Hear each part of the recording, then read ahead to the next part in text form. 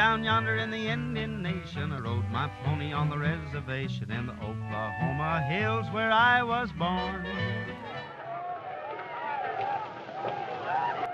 Hey, drop that redskin and get out.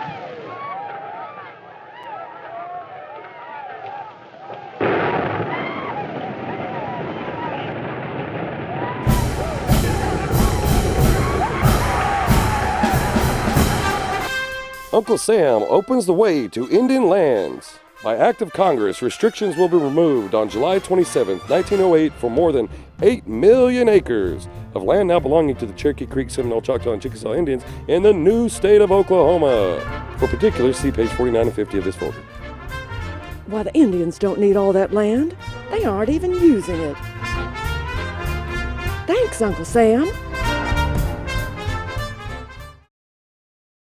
You've got to understand that we held legal title to this land. We had a deal with the federal government. It wasn't the best deal for us, but we didn't have a whole lot of choice. We traded our homelands for land here, and it was supposed to be forever. Ponca City was celebrating the land run with their Centennial, and we were protesting the name of the statue that they were dedicating, called "This Land Is My Land." Mostly what the statue meant was it taking over our land and giving it away to settlers who hadn't earned any part of it. They just ran in and took it. At the protest or the dedication of the statue, the Indians were forced to stay on a barricade. They had it roped off, and a line of policeman was holding back a crowd of Indians, and sitting across on the other side was the settlers dressed in their little bonnets and cotton dresses. Listen to this. Tribal leaders are raining on Oklahoma's 100th birthday parade. Imagine that. The Daily Oklahoman says some Native Americans are refusing to celebrate because they associate statehood with land runs and other aspects of white settlement. The editorial says it's hard to portray this attitude as anything but petty party pooping. I think the problem is most people don't know what happened here 100 years ago. And not just the land runs, but the graft, the corruption, and the outright theft of Indian lands after statehood. Newspapers trying to tell us it's all ancient history and that we should just forget it and get on with the program.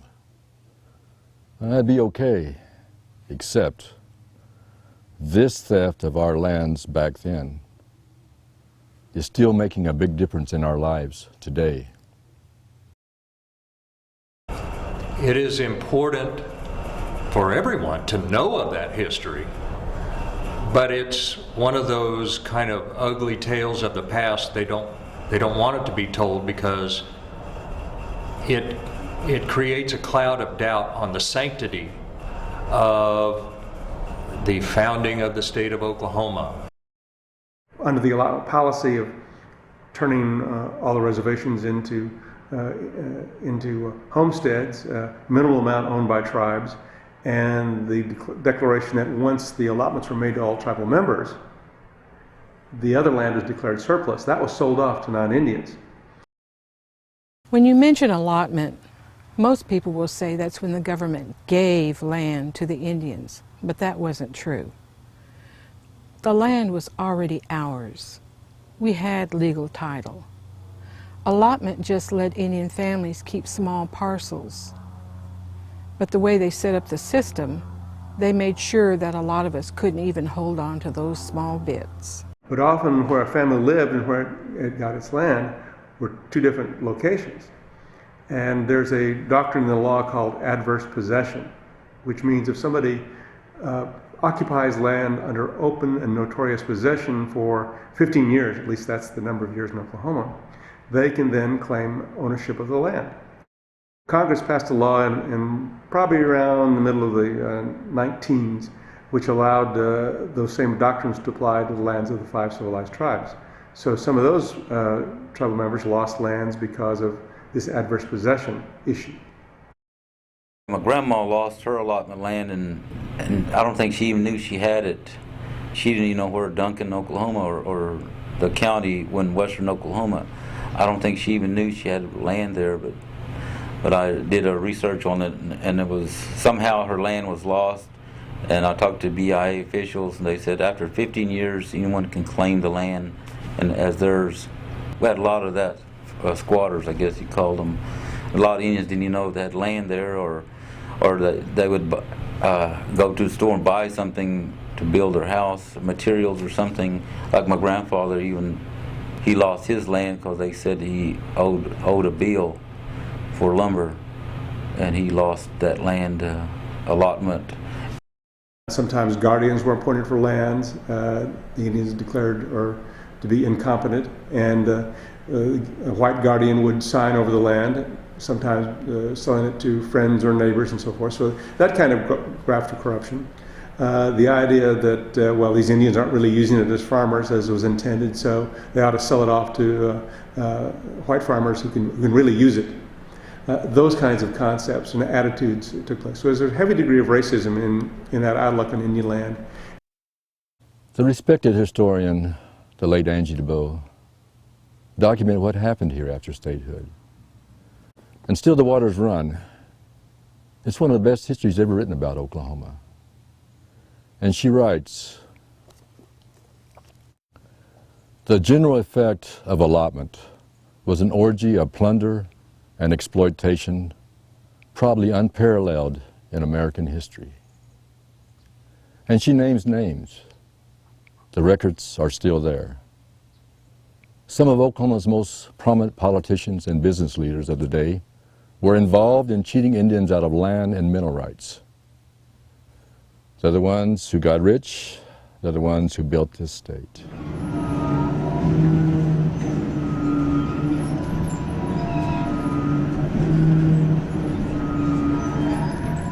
After oil was discovered in Seminole territory, hundreds of Seminoles lost their allotments because of fraudulent deeds.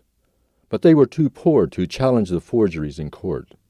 So, once again, they lost their land and the oil.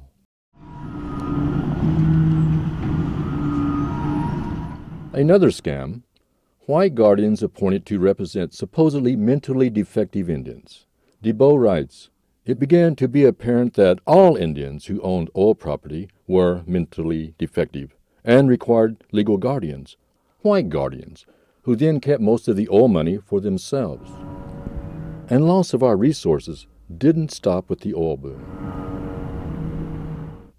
When the OG&E plant around Red Rock, Oklahoma, where the Otos are living now in contemporary times, when it was being built, land was bought up, in some cases probably taken for that facility.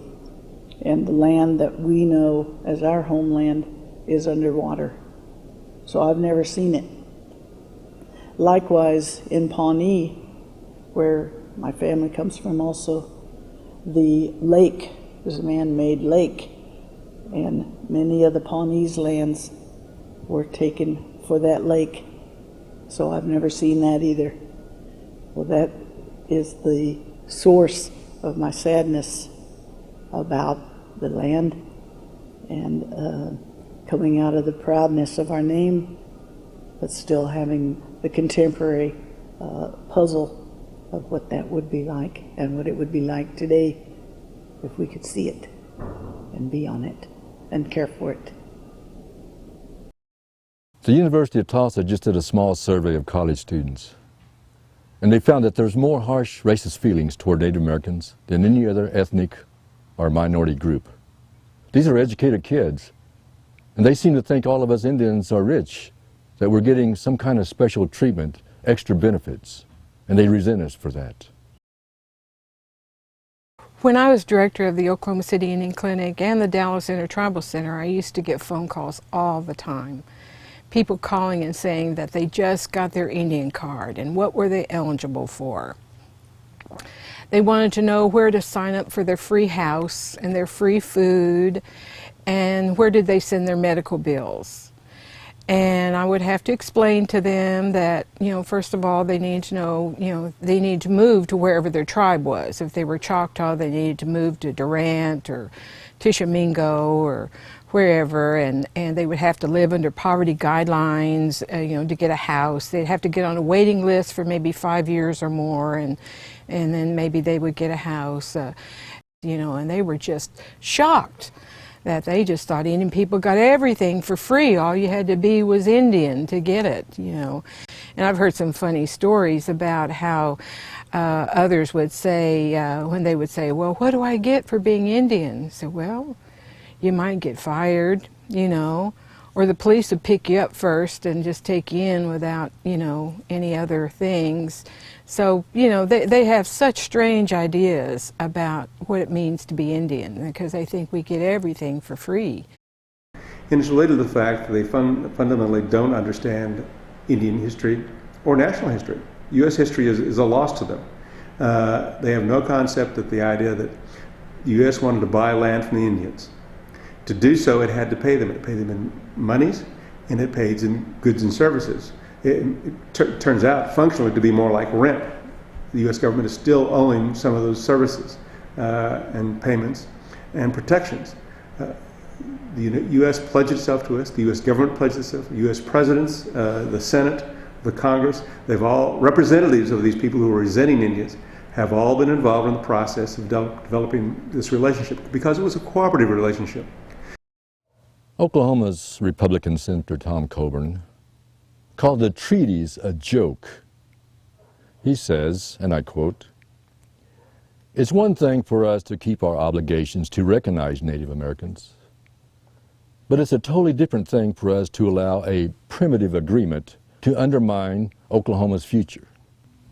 The thing is, our tribes are Oklahoma's future." And besides that, tribes are, and their casinos and related activities are some of the only economic development taking place in rural Oklahoma.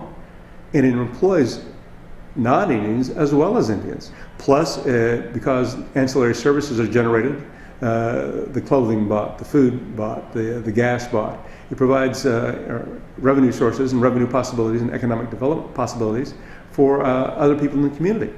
And in addition to that, tribes as good neighbors are pledging and providing funding for things like police cars, police radios, fire trucks, emergency services, bridges, roads.